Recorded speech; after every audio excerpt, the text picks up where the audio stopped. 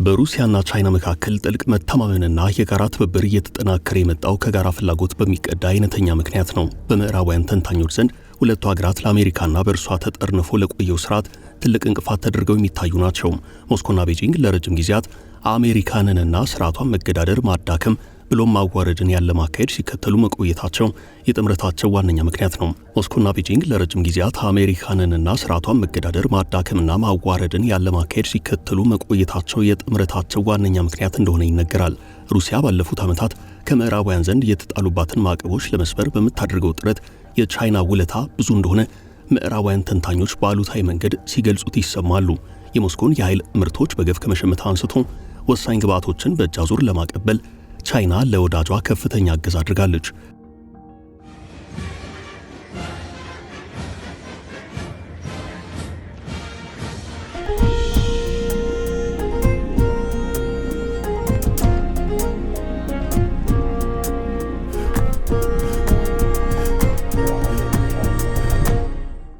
ፑቲን የሰው አልባ አውሮፕላን የምርት ሂደትን ለቻይናና ኢራን አሳልፈው በመስጠት በጦርነቱ ተጠቃሚ መሆናቸው ተያይዞ ሲገለጽ ይሰማል። በብዙ መስፈርቶች ከቻይና ይልቅ ሩሲያ በግንኙነቱ ዋነኛ ተጠቃሚ መሆኗንና ሞስኮ የቤጂንግ ተደጓሚ ተደርጋ ስትገለጽ መቆየቷም የሚታወቅ ነው። ፕሬዚደንት ሺ ጂንፒንግ በግንኙነቱ ምዕራባውያኑን ለመከፋፈልና ለማዳከም ፑቲንን ሁነኛ መንገድ አድርገው መዝለቃቸው ምዕራባውያን ተንታኞች የሚናገሩበት ነው። የጂኦፖለቲካ ጫና የማሳደር ስልቱ ለቻይናው መሪ በከፍተኛ ደረጃ ጠቀሜታ አለው። በአውሮፓና በአሜሪካ የሚፈጠር መረበሽና መከፋፈል የቻይናን ታላቅነት በማጉላት ሂደት ውስጥ ትልቅ ሚና አለው። በሌላ በኩል ከሺ ጂንፒንግ ታላቅ ህልም አንጻር ሩሲያ በግንኙነቱ ያላት ፍላጎት ያነሰ ተደርጎ ሲገለጽ ይሰማል። የቻይናው መሪ ታይዋንን ከመጠቅለል ብሎም በምዕራብ ፓሲፊክ ያላቸውን ቁጥጥር ከማጥበቅ ያለፈ ህልም እንዳላቸው ምዕራባውያን ተንታኞች ይናገራሉ። በ19ኛው መቶ ክፍለ ዘመን የቻይና የመጨረሻው ንጉሣዊ አስተዳደር ለሩሲያ አሳልፎ የሰጠው ሰፊው የሳይቤሪያ ግዛት ጭምር በቤጂንግ እቅድ ውስጥ የገባ ነው። በምስራቅ ሳይቤሪያ ጋዝና ነዳጅ ላይ ዋነኛ ደንበኛ የነበሩት ፕሬዚደንት ሺ ለምርት ግዢ የሚከፍሉት ገንዘብ ወደፊት እንደሚጠቀልሉት ለሚያስቡት ስፍራ ቀብድ አድርገው ይመለከቱታል ሲሉም ይናገራሉ። ፑቲንና ሺ ከዚህ ቀደም ከ40 ጊዜያት በላይ የተገናኙ ቢሆኑም ሰሞነኛው ግንኙነታቸው እጅግ በጣም ተምሳሌታዊ ነው። የሁለቱ ሀገራት መቀራረብ መጨመር የጋራ ጠላት በሆነው ምዕራቡ ዓለም ላይ ያላቸውን ቁርጠኝነት የሚያሳይ ነው። በጣም ኃይለኛና ግልጽ መልእክት ያለው ነው ሲሉ በሩሲያ በዲፕሎማትነት ያገለግሉ ፒዮር አንድሪው የተሰኙ ግለሰብ ተናግረዋል። ለ3 ቀናት በስትራቴጂያዊ ጉዳዮች ላይ በክሬምሊን ሲደረግ የቆየው ሚስጥራዊ ምክክር በሞስኮ ጎዳናዎች ላይ በተከናወነው ያማረ ወታደራዊ ሰልፍ እንዲደምቅ ሆኗል። ክሬምሊን ከፕሬዚደንት ሺ ጉብኝት ቀደም ብሎ ባወጣው መግለጫ የሁለቱ ሀገራት መሪዎች የሩሲያና ቻይናን ግንኙነት ይበልጥ ለማሳደግ ያለመ ሰፊ ምክክር ማድረጋቸውን አስታውሷል። ሺና ፑቲን በመሪ ብሎም በሚኒስትሮች ደረጃ የተለያዩ አይነት ስምምነቶችን እንደሚፈራረሙ ጭምር ቀድሞ ተገልጾ ነበርም። የተለያዩ ተንታኞች በሁለቱ መሪዎች ንግግር ላይ አጀንዳ ሊሆኑ የሚችሉ ጉዳዮችን በተመለከተ የተለያዩ መረጃዎችን ያጋራሉ። በምክክሩ የዩክሬን ወቅታዊ ጉዳይ ቀዳሚ አጀንዳ መሆኑ ግልጽ ሆኗል። በተለይም በቀጣይ በሚኖር የተኩስ ማቆም ሂደት ቻይና በሰላም አስከባሪነት ሚና እንዲኖራት ፑቲን ፍላጎት ማሳደራቸው በሰፊው ተዘግቧል። የሩሲያው ፕሬዝደንትና ረዳቶቻቸው በተደጋጋሚ በአውሮፓ የሚመራ የሰላም አስከባሪ ኃይል በዩክሬን የመሰማራት እቅድን አምርረው ሲቃወሙ መሰንበታቸው ይታወሳል። ምክትል የውጭ ጉዳይ ሚኒስትሩ አሌክሳንደር ጉሪሼንኮ እቅዱን ፈጽሞ አላስፈላጊና ግራ የገባው ሲሉ አጣጥለውታል። ከዛ አንጻር በቻይና የሚመራ የሰላም አስከባሪ ስምሪትን ሩሲያ ልትፈልግ ትችላለች የሚል ግምት አለ።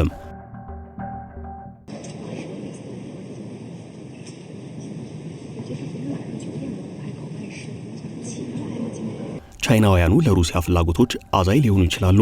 የፈረንሳይና ብሪታንያ ወታደሮች በዛ ተገኙ ማለት ግን በዩክሬን የኔቶ ጦር እንደሰፈረ ተደርጎ የሚቆጠርና የማይፈልግ ነው ሲሉ በሃድሰን ኢንስቲትዩት የፖለቲካና ወታደራዊ ጉዳዮች ተንታኝ ሪቻርድ ዌትስ ምልከታቸውን አጋርተዋል።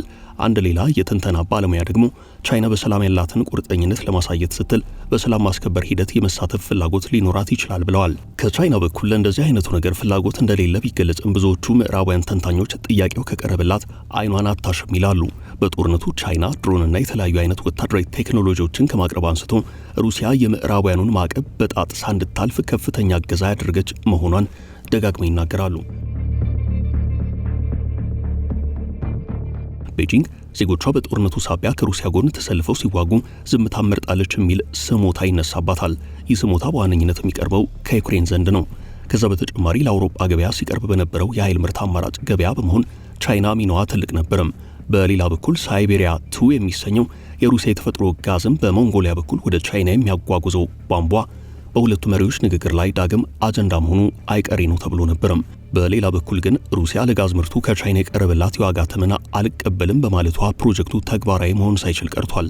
አሁናዊ የሁለቱ መሪዎች የፊት ለፊት ንግግር ባለበት ቆሞ የቀረውን እቅድ ለማስቀጠልና መፍትሄ ላይ ለመድረስ እንደሚያስችል ግምት አለም።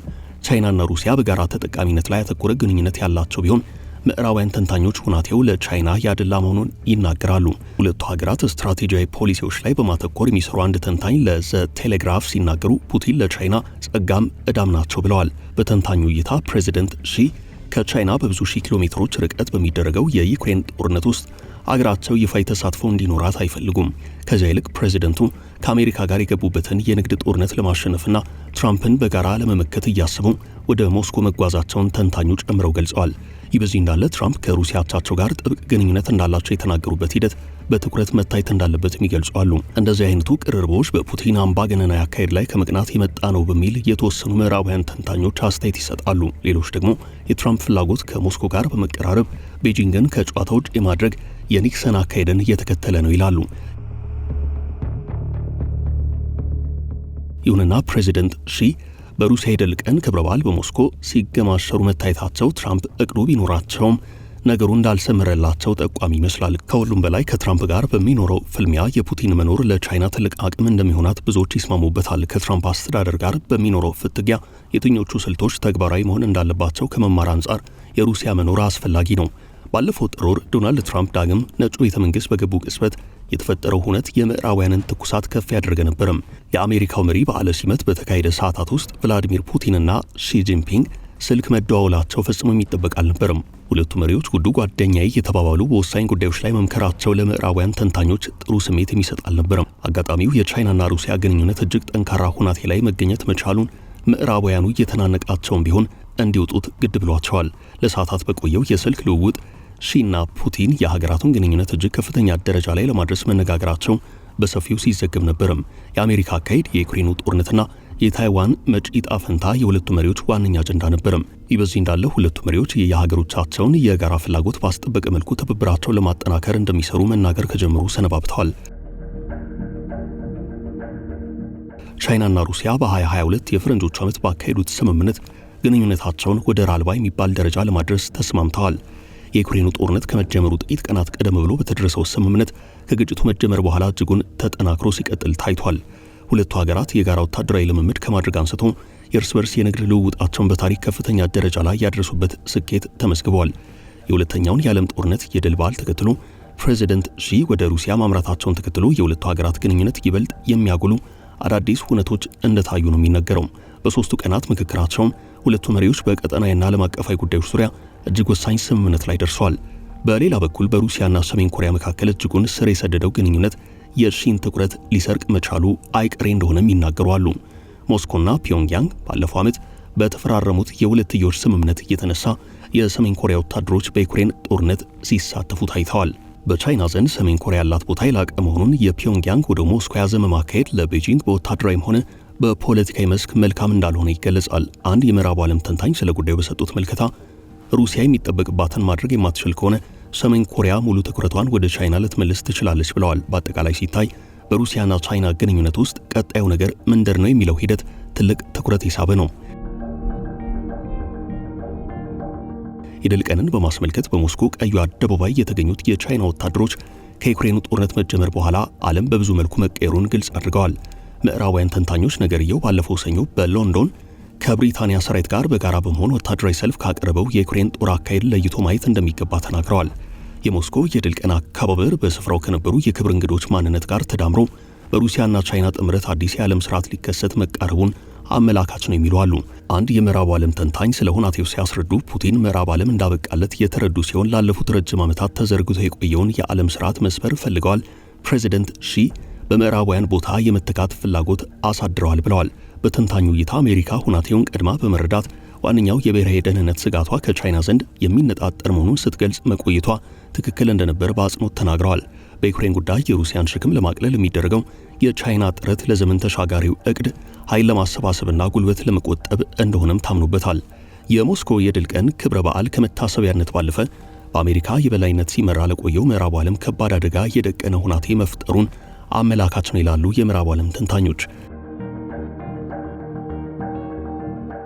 ፕሬዚደንት ሺ ጂንፒንግ የጥንት ወዳጄ ሲሉ በአድናቆት ለሚጠሯቸው ፑቲን የትኛውንም ፈተና በጋራ ለማለፍ እንደሚችሉ ማስተማመኛ ሰጥተዋቸዋል። በዚህ ዓለም አቀፍ የአንድ አካል የበላይነትና ሌላውን ለመቆጣጠር የመሞከር ጠባይ ውስጥ ቻይና ከሩሲያ ጋር በጋራ የምትሰራ ይሆናል ሲሉ አሜሪካንን በጋራ ማሸነፋቸው አይቀሬ እንደሆነ ተናግረዋል።